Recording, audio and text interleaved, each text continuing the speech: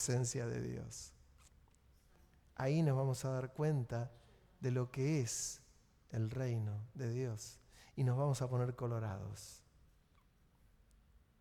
Nos vamos a poner muy colorados. Vamos a entender un montón de cosas que hoy las tenemos que entender por fe. Diga conmigo, por fe. Porque no andamos por vista, andamos por fe. Yo creo a todo lo que dice la palabra de Dios. El otro día una hermana me hablaba de unos comentarios que había en una de las redes sociales, qué opinaban de la Biblia. Y cantidad de cosas decían. Nadie había dicho por ahí que la Biblia es la palabra de Dios. La Biblia es la palabra de Dios, y si es la palabra de Dios, yo le tengo que creer a la palabra de Dios. De hecho, le creo a la palabra de Dios. Y cuando le creo a la palabra de Dios, algo arde en nuestra vida, que es cuando les hablo de lo que es la presencia del Espíritu Santo, cuando algo fluye en nuestra vida, en nuestro corazón, y nos trae un despertar, algo que nos conmueve. Nos conmueve. Miren, por allí por el año 78, 79, a mí me pasó algo, un verano. Claro, tenía ese fuego de estar metido en la iglesia y me acuerdo que tenía que dar una materia en el secundario.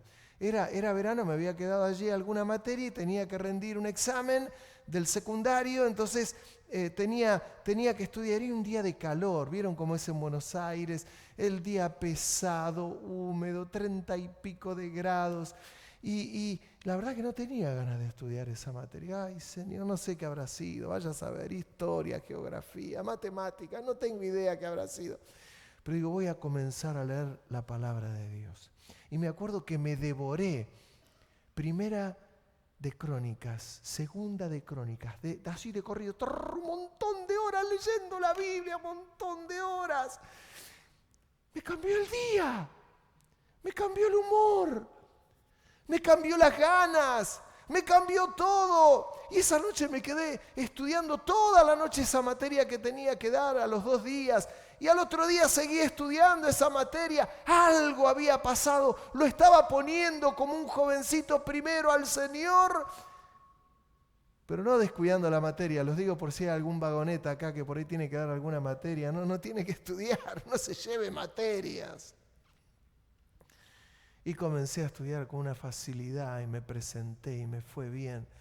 Me había dado cuenta que algo había ardido mi corazón, que lo había puesto en el orden que correspondía, que era primero Dios y que todo lo demás iba a gran escala ordenándose.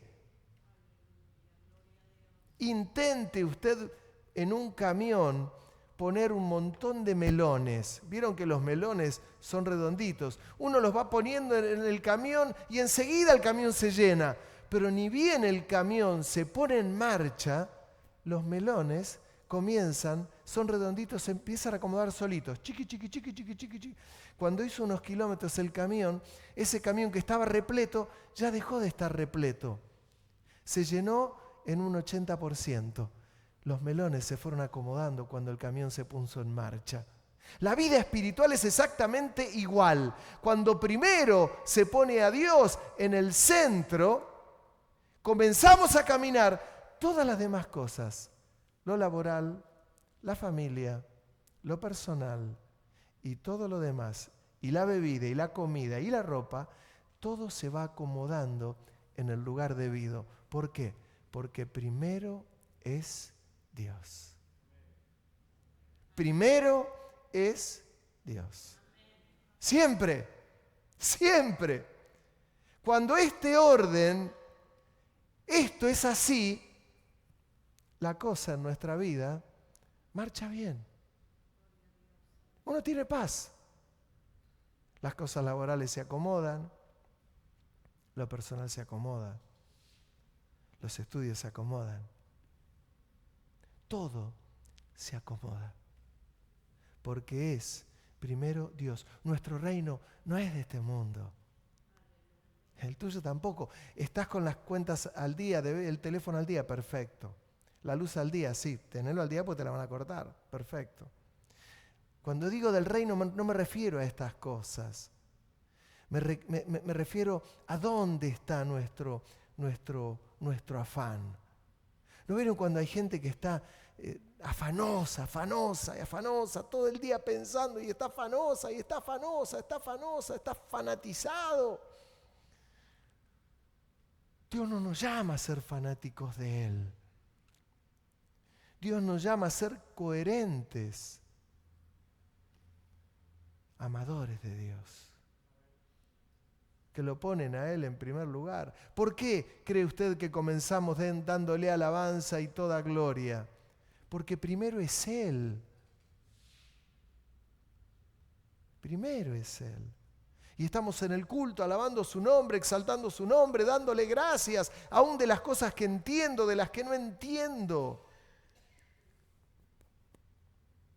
Y luego viene la palabra. Porque primero es Él. Cuando uno va acomodando determinadas cosas, es porque primero es Dios. No hay otra forma. Yo no sé cómo es cada uno cuando se levanta, cuando se despierta, pero a mí me gusta despertarme y decirle al Señor, gracias Señor. Gracias. Gracias. ¿Y qué pasa cuando uno está en la angustia? ¿Qué pasa cuando hay un día malo? Cuando alguno tiene problemas de salud o cuando hay dificultad en cuestiones personales y uno está angustiado. ¿Alguna vez le pasó a usted que estuvo angustiado? Sí, ¿no? ¿No es cierto que sí? A todos nos pasó. Mire lo que le pasó a David cuando estaba angustiado. Él está en una situación donde el enemigo se llevan... Él estaba en guerra, iba de ciudad en ciudad, iban tomando algunos lugares y el enemigo llevan secuestradas a las mujeres y a los niños cuando ellos, David y los hombres, habían ido a otro lugar. Y cuando él llega al lugar donde estaban las mujeres, se habían llevado a las mujeres y a los niños. Algo caótico. Y dice en 1 Samuel capítulo 30, el versículo 6, David estaba muy angustiado porque el pueblo hablaba de apedrearlo a él.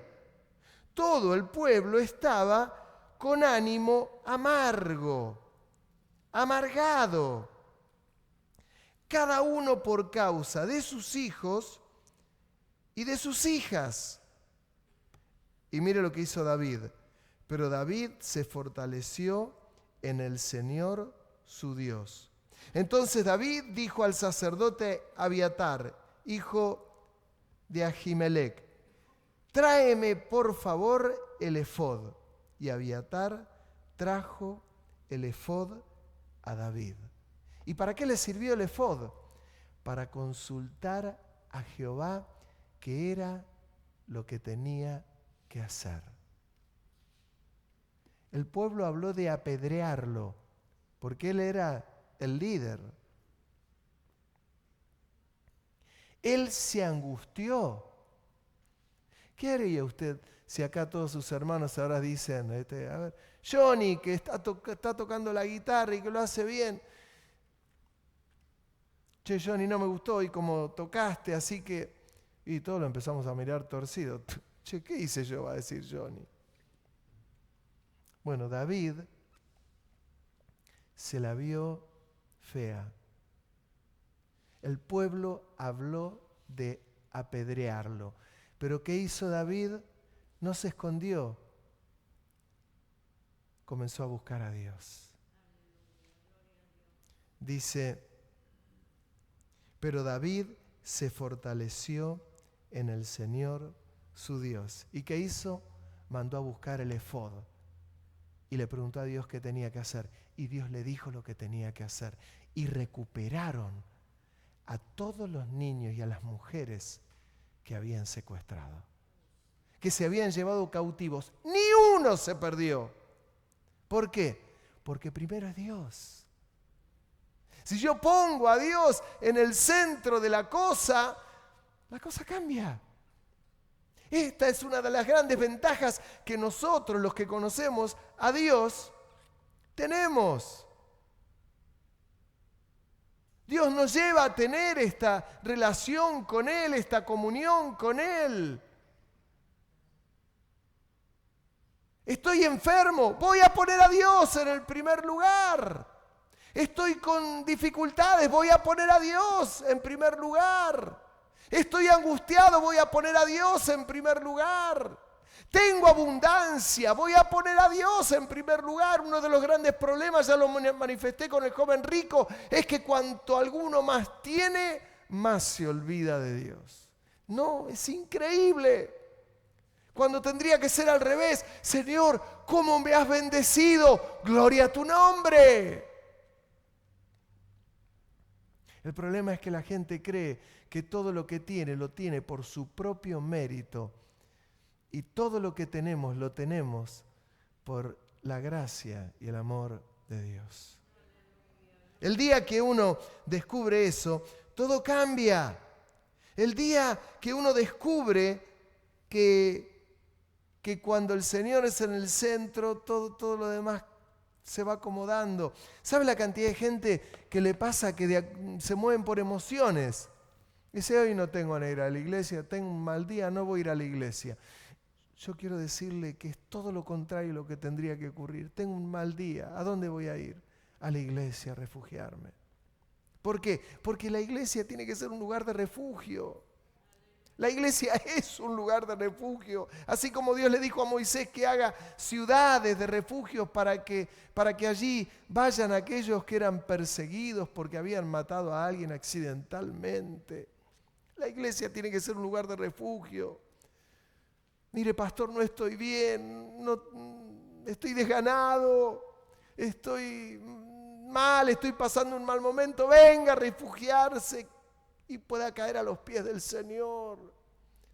El Señor puede y quiere bendecir las vidas, quiere bendecir los corazones. Quiere bendecir la relación de los padres con los hijos, de los hijos con los padres. Quiere hacer una revolución en medio de las vidas. Y solo lo único que dice y pide es, yo quiero ser el centro en tu vida. Yo quiero ser el centro en tu corazón. Y ya terminando, en Isaías capítulo 35, versículo 3, dice, fortalezcan las manos débiles, afirmen las rodillas vacilantes, digan a los de corazón apocado, fortalezcanse, no teman.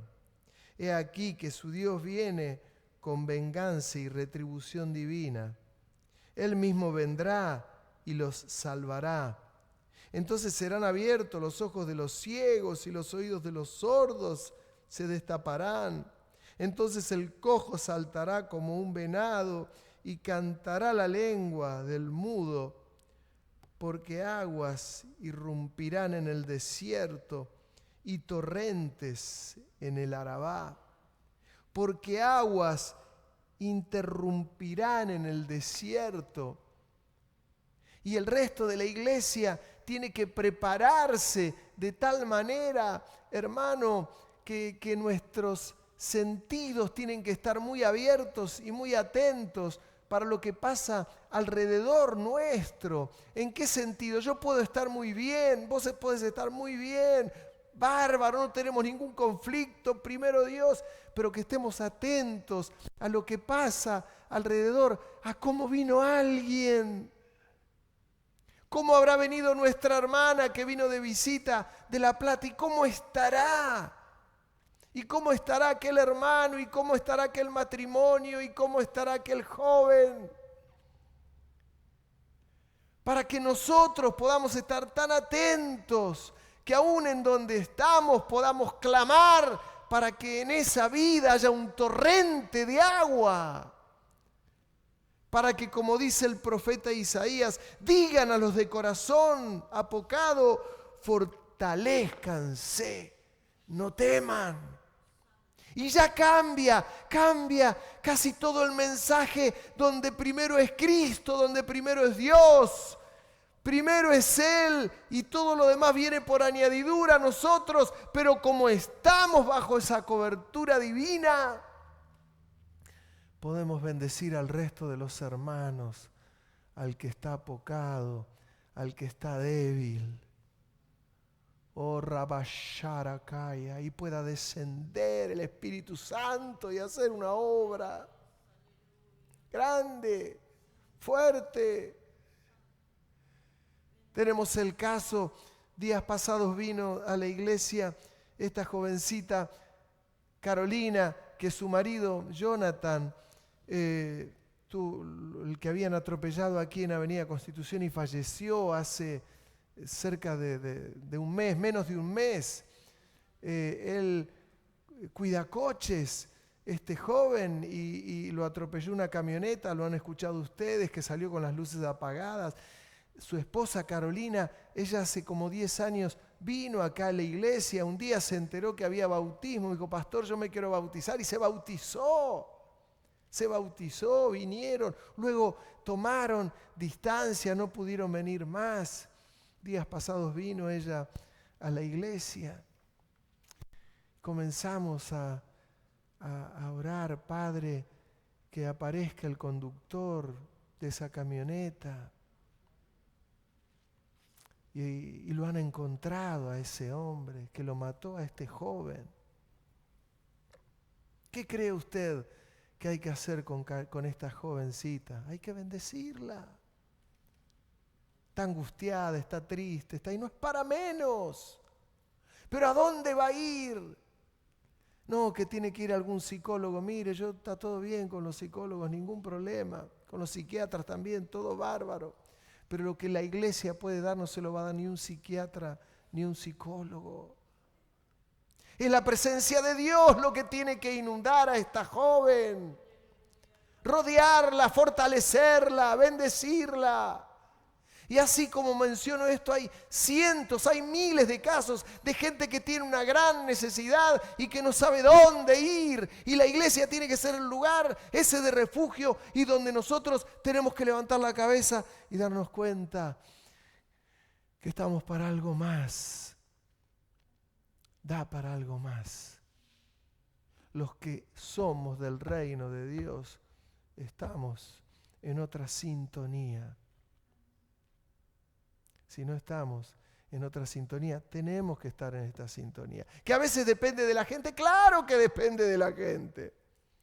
Claro que la gente tiene que abrir su corazón. Si uno no abre su corazón, es difícil.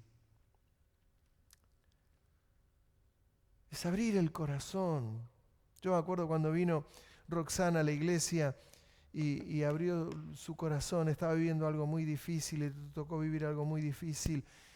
¿Por qué pudimos clamar por ella? ¿Por qué pudimos orar por ella? ¿Por qué estamos clamando por su situación? Porque abrió su corazón y dijo: me está pasando esto. Y ahí la iglesia saltó como los anticuerpos cuando hay una infección y salen a combatir eso que está pasando. ¿Me entiende lo que le digo? ¿Me entiende lo que le digo? Pero para esto tenemos que ser conscientes que primero es Dios, que no soy yo primero, que no es primero mi necesidad, que no es primero, si no seríamos egoístas, no es primero mi necesidad, primero Dios. Y cuando es primero Dios, busca primeramente el reino de Dios y su justicia, y las demás cosas serán añadidas, porque el Señor sabe de qué cosas tenemos necesidad. Sabe.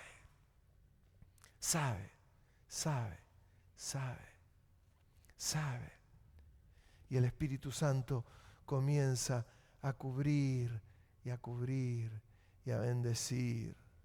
Y fluye y comienza a fluir y a fluir y a fluir. Y Dios, ese Dios soberano que sabe por qué ocurren las cosas, sabe cómo actuar. Y no quiere decir: uy, no, es el Señor, va a actuar de acuerdo a como yo quiera. No, el Señor y las cosas van a ocurrir de acuerdo a como Él lo permita. Porque Él es soberano. No hay nada más lindo que caer en las manos del Señor. No hay nada más lindo. No hay nada más lindo. Por eso David, aun cuando el rey David se equivocó y el Señor, cuando él se equivocó, hizo un censo que Dios no le había pedido que haga, porque Dios lo bendecía. Pero David dijo, yo quiero saber cuál es el ejército numeroso que tengo, cuán poderoso soy. Y le dijeron, no hagas un censo, que Dios te dé más fuerza todavía de la que tenés. No, quiero el censo. Hizo el censo y después que hizo el censo, el Señor le dijo, ¿por qué no confiaste en mí? Léalo, ese capítulo es tremendo, porque el Señor le da opciones y le dice, decime, ¿qué querés? ¿Que venga hambre, que te persigan tus enemigos? Y él dijo, prefiero caer en las manos tuyas, porque tú eres misericordioso. Hermano, confíe en el Señor, aférrese a Él, ame a Él, tenga comunión con Él, crezca en Él, edifique piedras preciosas, oro, plata, cosas que van a perdurar, que si viene el fuego van a permanecer. Pero si usted pone heno, paja u hojarasca, cuando venga la prueba de fuego, se va a incendiar y no va a quedar nada. Se va a quemar la obra en menos de un minuto. ¿Entiende? Es esto, es la comunión con Dios. Es la vida, una vida con frescura. Aleluya. Yo te invito a que inclines tu cabeza ahí donde estás. Oh, Rabaya Sharataya Kaya Shira. Karabaya Shara.